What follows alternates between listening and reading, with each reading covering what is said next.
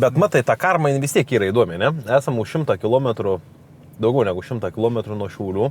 Užteka vieną skambučią, vienam ūkininkui, vietiniam. Iš kur tu jį žinojai? Tai čia aplinkui dirbom. Vis tiek... Tu turi jūs įsivedęs numerį? Jo, aš įsivedu visą laiką kontaktą. Ne dėl to, kad užklimpęs galėčiau jam paskambinti.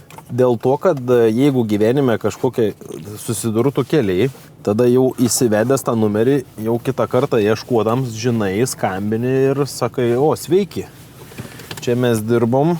Ai, čia jūs dirbo, jo, jūs tvarkingai dirbot, viskas gerai.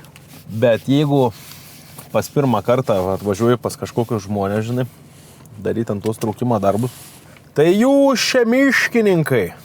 Kiti, kas dirbo, paėmė išknisant dabar, pavyzdžiui, Rokiškio rajone yra tokia situacija, bišką kirtom balandžio mėnesį, jį ištraukiam per sukastus dantis, dabar rugpjūčio mėnesio pabaigoje, dėl to, kad 2 savaitės nelyn ir mes esam pasiruošę, tikrai nepasiruošę į to medžio paliktenai, supūdyti ir kad jis negaut pajamų.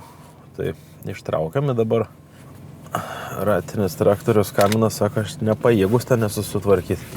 Sako, reikia buldozerį. Važiuodami paskambinsim. Reikia laidą neturi kažkokų? Iš Uzbo į Kokią reikia? Uzbas, tai man minutėlė.